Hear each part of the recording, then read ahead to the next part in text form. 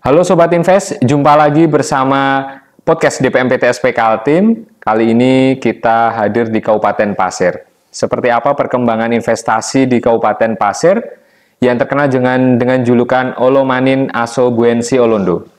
Hari esok harus lebih baik dari hari ini.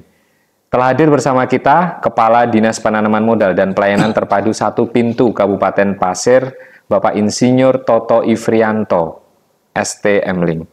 Selamat siang Bapak. Selamat siang Pak. Sehat selalu Bapak. Alhamdulillah sehat. Pak Toto yang sedang sibuk-sibuknya mengerjakan diklat PIM 2 ya Bapak mengenai proyek perubahannya. Semoga sukses Pak. Dan terima kasih kami telah diberikan waktu untuk bisa berdiskusi secara singkat Pak mengenai perkembangan investasi Pak di Kabupaten Pasir ini.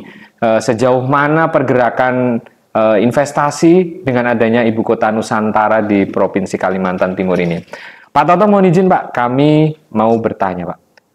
Bagaimana Pak sejauh ini perkembangan investasi terutama pasca pandemi COVID-19 ini Pak di Kabupaten Pasir ini Bapak? Baik, terima kasih. Jadi untuk perkembangan investasi alhamdulillah setelah COVID ini kembali menggeliat dengan berbagai kegiatan usaha di Kabupaten Pasir, dan ini sebenarnya terbukti dengan adanya sejak 2022 investasi kita yang ditargetkan oleh pusat itu terpenuhi, bahkan terlampaui dari total target 2,9 triliun kita terrealisasi sampai 3,1 triliun. Itu ya alhamdulillah itu sejak 2022. Sebenarnya kegiatan investasi ini juga sudah cukup banyak memang di Kabupaten Pasir, sudah mulai ada yang masuk. Nah, hanya memang diperlukan lagi harus ada pendampingan karena di daerah Kabupaten Pasir ini sangat beragam, baik sosial budayanya, kondisi geografisnya betul-betul sangat beragam, sehingga betul-betul harus dilakukan pendekatan secara sosial budaya kepada masyarakat dan juga kondisi real lapangan itu yang harus diperhatikan terlebih dahulu. Untuk intinya sih untuk kita menghindari setiap usaha, pelaku usaha yang ada tetap terjaga, meminimalisir kondisi rusaknya lingkungan. Itu yang terjadi karena memang dengan adanya kebijakan pemerintah pusat terkait perizinan, semua perizinan melalui USS itu tetap mengangkat kebijakan terkait komitmen terhadap kondisi lingkungan yang ada, saling sama-sama menjaga kondisi lingkungan yang ada agar lingkungan ini tetap bisa dimanfaatkan oleh anak cucu ke depan, gitu. Siap Bapak. Sehingga kemajuan investasi di Pasir ini harus juga mengedepankan sosial masyarakat ya Pak? Betul. Tanpa juga harus merusak lingkungan gitu Pak? Karena begini, kita di Pasir ini sangat kuat dengan adat. Ini terbukti dengan beberapa ada di daerah kami ini, Pasir ini bahkan ada hutan adat yang sudah ditetapkan oleh Menteri Kehutanan. Kemudian ini ada lagi menyusul yang sudah ditetapkan itu hutan adat Nului. Kemudian nanti ada lagi rencana akan ditetapkan lagi digodok di kementerian itu hutan adat Parung Sumpit itu ada, dan kemudian ada juga hutan terkait masyarakat adat di Suan Selutung. Nah itu ada hutan adat. Jadi inilah kenapa di pasir ini terkait adat budaya itu sangat kuat. Bahkan sultan pun di sini ada. Nah di situ makanya setiap kegiatan yang menyangkut pemanfaatan lahan tetap harus mengedepankan kondisi masyarakat yang ada di Kabupaten Pasir. Ini pun untuk menghindari adanya konflik-konflik, benturan-benturan dengan masyarakat. Mungkin itu. Oke, Pak. Berarti menarik ya, Pak, bahwa kemajuan investasi juga harus selaras dengan betul, Pak. Adat istiadat yang dijunjung tinggi ya, Pak, di Pasir ini ya, Bapak. Siap, Bapak. Pak Kadis mohon izin, Pak Toto, mau bertanya lagi mengenai seputar ini, Pak, perkembangan hilirisasi, Pak, yang berada di Kabupaten Pasir ini kan menarik, Pak. Di mana menjadi salah satu daerah yang harus tetap menjunjung tinggi, Pak, adat istiadatnya itu. Bagaimana, Pak, dengan adat istiadat atau tokoh-tokoh masyarakat dengan kebijakan sektor hilirisasi di Pasir ini sejauh mana berjalan, Bapak? Ya, jadi perlu kami sampaikan di sini terkait pelaku usaha, kami ini sampai di Kabupaten Pasir ini memang lebih masih cenderung ke hulu, kegiatan masih di hulunya, sedangkan hilirisasi ini kami mencoba baru melakukan kajian dan membangun beberapa ya mungkin hanya kami promosikan baru sekitar 1 atau 2 yang kami angkat, sedangkan yang lainnya itu masih tahap kondisi pendekatan kewilayahan dengan kondisi adat istiadatnya. Karena permasalahan yang terjadi kalau untuk yang ada hilirisasi terkait masalah kelapa sawit, karena di Kabupaten Pasir ini dengan luas 1,1 juta hektar itu murni terbagi menjadi 50% kawasan hutan, yang 50%-nya sendiri areal penggunaan lain. Nah, perkebunan itu berada di areal penggunaan lain. Nah, disinilah hanya di area penggunaan lain ini didominasi oleh perkebunan kelapa sawit. Perkebunan kelapa sawit sendiri sudah ada hilirisasinya berupa pabrik, tapi baru berupa pabrik CPO. Itu jumlah pabriknya sekitar ada 7 pabrik. Sebelumnya itu ada 11, tapi ada yang masih kondisi stagnan. Dan memang ada lagi yang muncul nanti dalam sekitar 3 bulan ke depan. Itu ada yang sudah berminat kembali membangun industri CPO di Kabupaten Pasir. Jadi yang ada, kemudian ada satu hilirisasi itu wet pellet. Wet pellet baru diresmikan sekitar 3 bulan yang lalu oleh Bapak Bupati Pasir. Itu terkait pemanfaatan hasil hutan berupa wet pellet, itu ada di Kecamatan Morasamu. Nah ini untuk hilirisasi inilah yang memang perlu dikembangkan lagi kan, dengan melihat potensi sumber daya alam yang ada di Kabupaten Pasir. Nah, kemudian yang permasalahan lagi, kenapa kami ini hilirisasi juga ya boleh dikatakan masih harus ya bukan dibilang tertinggal ya, tapi hanya belum muncul penyempurnaan. Itu karena kami terus terang keterbatasan dengan kondisi lahan yang dikelilingi, yang dibatasi oleh cagar alam, kawasan konservasi. Jadi kami di sini ingin membangun pelabuhan, satu pelabuhan Pondong saja, pelabuhan umum kami itu baru-baru saja dilepaskan oleh Kementerian Kehutanan dari cagar alam. Padahal pembangunan kegiatannya sudah, aktivitasnya sudah puluhan tahun, aktivitas pelabuhan, dan itu baru diterbitkan dilepaskan. Itu hanya beberapa hektar saja. Yang kami harapkan sebenarnya Kabupaten Pasir ini kan merupakan kabupaten pesisir, di mana potensi perikanannya itu sangat-sangat besar, tambak yang ingin kami angkat sebenarnya. Yang ingin kami angkat, yang kami ingin bangun kawasan industri perikanannya, hanya terhalang oleh cagar alam ini. Nah, tambak-tambak sendiri sebenarnya yang sudah puluhan tahun mereka berusaha di dalam kawasan cagar alam ini. Karena itu lahan masyarakat, lahan usaha masyarakat yang ibu kota desanya sendiri berada di dalam cagar alam. Itu merupakan, dan desa definitif ini permukimannya sudah ada sebelum ditetapkannya cagar alam. Sejak tahun 80-an, tahun 70-an itu masyarakat sudah ada di situ. Hanya baru-baru ini di dalam revisi RT RW barulah disetujui untuk dilepaskan. Nah ini memang kami sampaikan ini memang ada keterlambatan, tapi alhamdulillah tetap disetujui oleh kehutanan untuk pemukiman, walaupun hanya permukiman saja, lahan usaha tidak disetujui oleh Kementerian Kehutanan. Nah, ini yang kami masih berharap mencoba untuk berkoordinasi ke pemerintah pusat, dalam hal ini Kementerian Kehutanan, agar memandang bagaimana lahan usaha masyarakat ini. Kalau hanya permukimannya saja yang dilepas, lahan usahanya bagaimana? Apakah mereka dibiarkan kembali untuk membuka lahan konservasi? Dibiarkan kembali untuk melakukan pelanggaran-pelanggaran hukum. Nah, ini yang harus kami kondisikan, karena dengan kami harapan kalau itu dilepaskan, kawasan industri untuk bahan baku untuk kawasan industri perikanan ini akan hidup, dan inilah yang akan kami angkat promosi di Kabupaten Pasir yang paling besar. Rencana kedepannya kami di situ. Baik, sehingga titik poinnya berada di izin lahan usaha itu ya Pak? Iya, yang harus semestinya mengikuti izin lahan tinggal masyarakat tersebut. Iya, kami tetap seharusnya kami pun kan harus patuh dengan aturan. Bagaimanapun juga masyarakat ingin mengajukan izin pun tentunya tidak bisa kami keluarkan, tidak bisa kami izinkan karena berada dalam kawasan konservasi.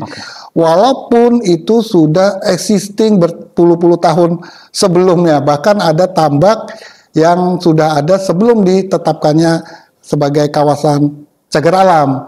Nah, ini yang memang menjadi yang menjadi kita benturan-benturan masyarakat ke pemerintah kabupaten berharap ingin adanya usaha mereka dilegalitaskan. Hanya kembali karena cagar alam ini kewenangan pemerintah pusat, tentunya harus ada persetujuan pemerintah pusat, dan ini sangat ketat. Ini yang juga termasuk kenapa kami mencoba untuk membangun perikanan ini sampai sekarang belum bisa terrealisasi sama sekali. Padahal ini potensi yang ingin kami angkat, yang ingin kami boomingkan ke tingkat nasional, bahwa Pasir ini mempunyai lahan perikanan yang sangat berpotensi dan bisa dikembangkan sangat besar. Itu yang sebenarnya kami inginkan ke depan. Artinya potensi perikanan di Pasir ini sangat luar biasa ya Pak? Sangat luar biasa. 5 tahun mendatang apalagi dengan terhubungnya dengan titik terdekat di ibu kota. Betul, itulah yang kami pikirkan, karena kami sebagai mitra IKN, tentunya kami berharap perikanan ini bisa sebagai pemasok, baik itu di KN maupun di kebutuhan kami sendiri. Itu yang kami mengharapkan. Ya, selain itu juga memang ada proyek-proyek kegiatan lainnya yang kami mengharapkan juga ada dukungan dari pemerintah pusat untuk pelepasan kawasan hutannya, sehingga bisa dikembangkan lagi usaha-usaha yang ada, termasuk kawasan pertanian. Nah, ini kawasan pertanian kami juga sudah sangat besar potensinya, tetapi masih bermasalah dengan adanya masih berada dalam kawasan hutan. Itu yang masih agak sebagai tantangan. Ini yang masih kami coba kondisikan, kami koordinasikan agar pemerintah pusat khususnya Kementerian Kehutanan bisa membantu kami, membantu masyarakat Kabupaten Pasir untuk berkenan melepaskan arealnya untuk pembangunan di Kabupaten Pasir. Ya. Artinya luar biasa nih Pak, timnya Pak Toto ini untuk mencari jalan bahwa investasi di Pasir ini ada yang harus beririsan dengan hukum adat istiadat, masyarakat yang harus dijunjung. Selain itu juga cagar budaya itu ya Pak, yang kedepannya perikanan akan digiatkan, dikembangkan. Betul. Sebenarnya kalau memang dengan terkait adat, sebenarnya memang hutan masyarakat adat ini berpikirnya ingin berusaha tetap di lahannya mereka. Makanya mereka tetap berusaha untuk mengisi masalah perut. Tentunya mereka berusaha memanfaatkan lahan yang ada, tapi kembali kami pun harus patuh kepada aturan hukum yang ada. Jadi ya dengan kondisi yang ada ya kami mencoba untuk memberikan arahan-arahan dan bimbingan saja kepada masyarakat tanpa harus kami berani melegalisasi usaha mereka, karena tentunya akan berimbas ke kami yang akan berurusan dengan hukum. Gitu. Sehingga ini semoga nanti akan menjadi jawaban ya Pak, bahwa tidak ada upaya-upaya pelanggaran hukum lagi Pak, dengan adanya pelepasan lahan usaha itu ya. Nah, kembali kami berharap dengan adanya yang wawancara ini, kami sebenarnya berharap kembali didengar oleh Kementerian Kehutanan. Kami di Kabupaten Pasir ini benar-benar ingin memajukan kabupaten kami yang potensinya sangat besar, tetapi tidak bisa dimanfaatkan karena terhalang oleh adanya cagar alam. kami sebenarnya berharap cagar alam ini kembali. Cagar alam ini sebenarnya kondisi lahannya itu sudah tidak bisa sebut cagar alam karena memang pemanfaatan lahannya jauh sebelum ada cagar alam. Jadi kami berharap ini bisa dilepaskan murni untuk kegiatan pembangunan Kabupaten Pasir.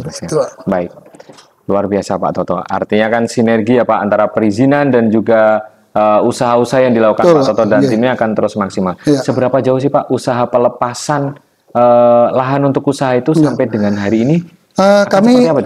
Kami sudah berupaya berkali-kali mengikuti menghadiri undangan-undangan rapat, bahkan Pak Bupati sendiri langsung mengikuti kegiatan tersebut dalam hal ini revisi RT/RW provinsi. Ya, dalam hal ini memang yang melaksanakan adalah DPUPR provinsi dan bisa ketentuan revisi RT/RW kan bisa diperbaiki direvisi selama 5 tahun sekali. Dan ini sebenarnya momen terbaik untuk pengajuan perubahan kawasan hutan. Hanya memang kembali yang kami usulkan pun hanya dilepaskan khusus mengenai permukiman. Kami paham aturan mengatakan bahwa yang dilepaskan itu adalah khusus permukiman. Tetapi kita kembali harusnya melihat kembali sejarahnya. Kenapa permukiman itu ada di lokasi kawasan hutan? Sebab akibatnya itu yang harus dipantau. Jadi yang dilepaskan itu hanya permukiman, sedangkan lahan usahanya yang sudah puluhan tahun dikerjakan itu tidak direkomendasikan. Dan ini yang masih terus Bapak Bupati mencoba untuk berkoordinasi dengan Kementerian Kehutanan. Kami mohon doanya dari seluruh masyarakat Pasir, semoga upaya Bapak Bupati ini betul-betul bisa ada hasil yang baik dan masyarakat dapat memanfaatkan lahan tersebut dengan sebaik-baiknya juga untuk pembangunan Kabupaten Pasir. Baik Bapak. Luar biasa Pak. Selain juga dari potensi hilirisasi di pertanian, kemudian di perikanan yang akan digalakkan ya Pak, kemudian di palet ya Pak, mohon izin tadi ya, wood pellet. Wood pellet. Iya, wood pellet. Pak. Itu apakah ada rencana Pak untuk produk ekspornya itu Pak, untuk wood pelletnya itu Pak? Jadi wood pellet ini memang dibangun untuk kualitas ekspor. Oke Pak. Kualitas ekspor, kondisi merupakan areal HTI, sebenarnya areal hutan tanaman industri dengan jenis tanaman kaliandra. Kemudian untuk kaliandra ini dibangun kembali pabrik untuk wood pellet itu. Jadi bahan bakar ramah lingkungan. Ramah lingkungan. Ya, jadi kayu-kayu hasil ini diolah menjadi butiran-butiran kayu yang bisa dimanfaatkan untuk bahan bakar. Oke Pak. Jadi kalau ditekankan wood pellet tadi, mohon izin, saya juga baru dengar ini Pak. Itu seperti apa Pak produknya itu Pak? Apakah dari olahan apa tadi Pak yang Bapak sebut tadi wood pellet itu Pak? Wood pellet ini olahan dari produk kayu kaliandra. Oke Pak. Produk kayu kaliandra. Kayu kaliandra ini termasuk kayu khasnya Pasir ya Pak? Bukan juga sih, sebenarnya bukan. Jadi dia itu kaliandra ini sebenarnya jenis tanaman tanaman semak. Sebenarnya tanaman semak, tetapi kayunya itu bagus untuk pembuatan bahan bakar. Bahan bakar dari kayu. Nah ini yang dipilih oleh PT Jaya Bumi Pasir, ini swasta yang bangun Jaya Bumi Pasir dan kami sangat mendukung, Bapak Bupati sangat mendukung dengan adanya industri wood pellet ini dibangun. Nah, jadi kita berharap kembali semangat dari pemerintah bahwa kita tetap semua usaha harus ramah lingkungan. Inilah salah satu buktinya dari ada pelaku usaha pembangunan proyek bahan bakar yang ramah lingkungan berupa wood pellet yang bahan bakunya ditanam sendiri oleh perusahaan yang ada. Ini baru satu dan rencana akhir tahun ada satu lagi pabrik wood pellet juga. Hanya bahan bakunya dari akasia, jadi dari jenis akasia. Selain kaliandra tadi ya Pak? Iya, jadi ada 2 pabrik nanti kami wood pellet. Karena memang wood pellet ini potensi untuk dibangun karena bahan bakar yang tidak dapat terbarukan itu kan semakin menipis nih. Betul. Minyak minyak dari BBM segala susah. Nah, disinilah letaknya yang bisa dimanfaatkan untuk bahan bakar rumah tangga sebenarnya wood pellet dan ramah lingkungan. Oke, itu yang kita harapkan. Menarik ya Pak. Ini ada, kalau kita simak dari diskusi tadi sudah ada beberapa potensi hilirisasi ya Pak.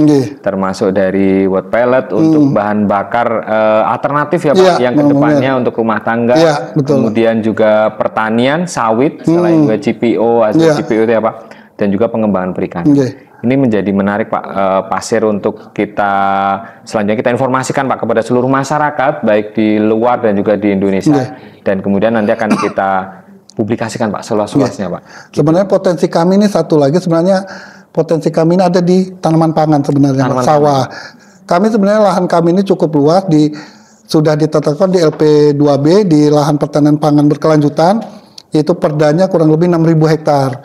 Nah, itulah yang kami sebenarnya kami ingin promosikan, bahwa kami punya lahan 6.000 hektar yang saat ini baru sekitar 10%-annya saja yang baru dikelola secara baik. Nah, sisanya merupakan masih lahan potensial untuk dikembangkan. Nah, kami mengundang kepada investor, mari kita berinvestasi Kabupaten Pasir, terutama di pertanian, tanaman pangan. Nah, di sini karena tentunya sebagai mitra IKN yang sangat memerlukan pangan, kami tersedia lokasi tersebut dan telah ada perda LP2B-nya. Nah, itu yang akan kita upayakan. Semoga ini bisa terwujud cita-cita dari visi misinya dari Bapak Bupati Pasir. Baik. Menarik Pak, Pasir kedepannya akan menjadi salah satu penyangga pangan ya Pak. Kami mengharapkannya itu. Ya. Untuk pengelolaan lahan pertanian juga sudah ada payung hukumnya ya Pak, yang sudah dilakukan oleh pemerintah Kabupaten Pasir.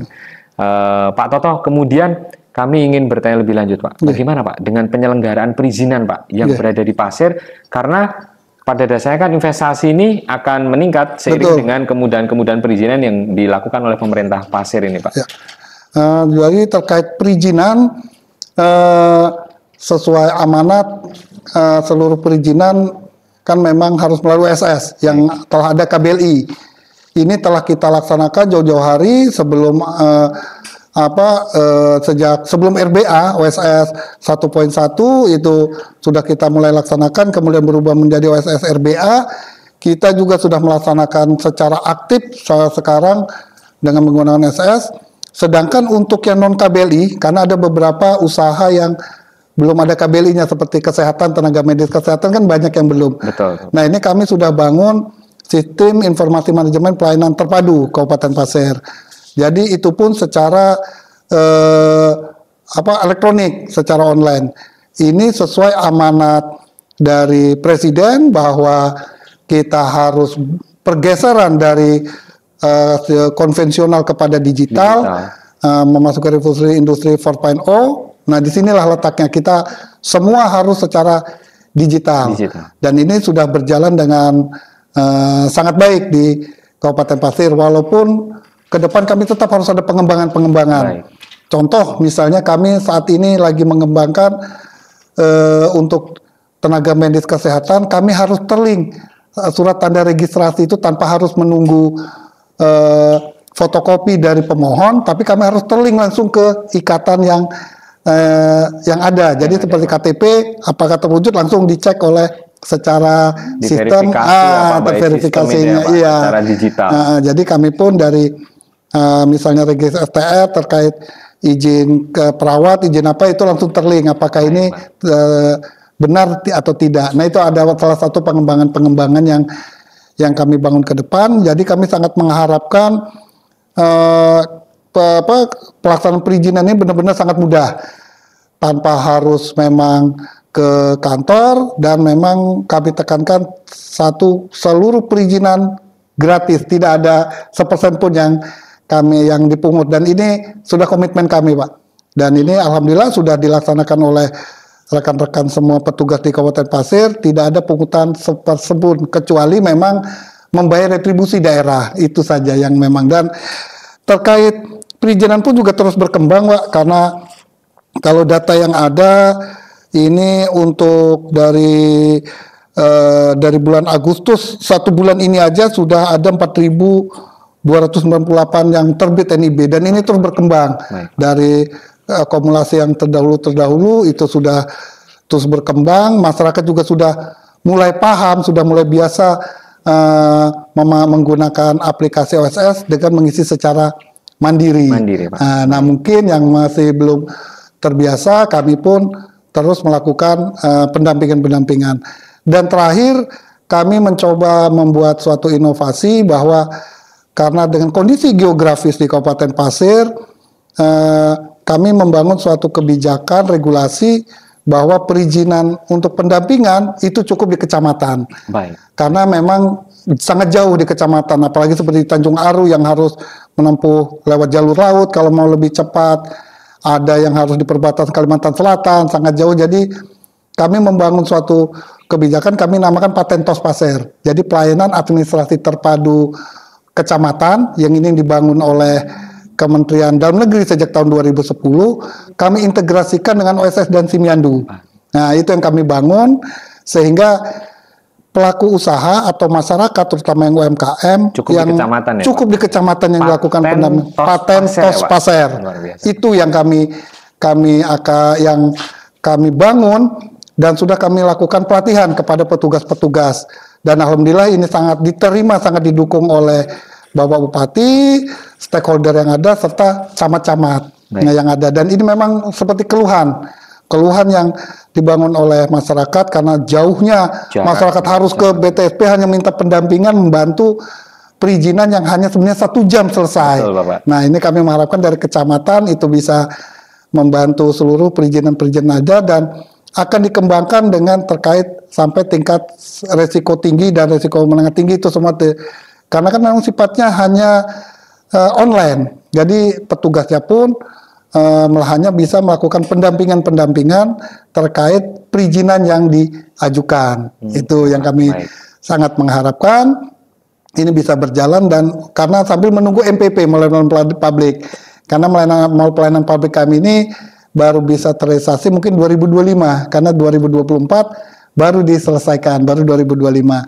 Tapi tanpa menghapus Patentos Pasir ini.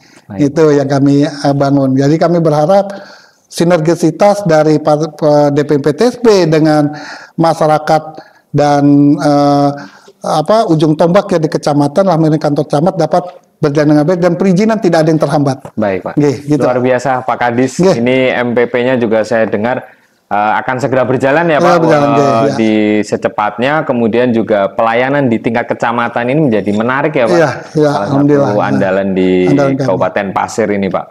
Pak Kadis, terima kasih Pak atas waktunya pada akhir sesi. Apa Pak kira-kira pesan kepada para investor, utamanya para UMKM Pak? Karena tadi kalau saya simak Bapak ada 4.000 sekian NIB yang telah terbit per Agustus 2023 Pak. Ini kan luar biasa Pak, artinya NIB di Pasir ini sejalan dengan investasi pelaku usaha Pak. Ini kan menjadi kebijakan pusat ya Pak, bahwa UMKM dan juga hilirisasi menjadi fokus dalam kebijakan di bidang investasi Pak. Kira-kira apa Bapak pesan untuk para pelaku usaha yang akan menanamkan investasi di Kabupaten Pasir ini dan juga khususnya UMKM di Pasir Pak yang ingin mendapatkan NIB kemudahan? Jadi untuk pelaku usaha besar, kami menyampaikan bahwa Kabupaten Pasir ini merupakan kabupaten yang mempunyai potensi sumber daya alam yang cukup besar juga.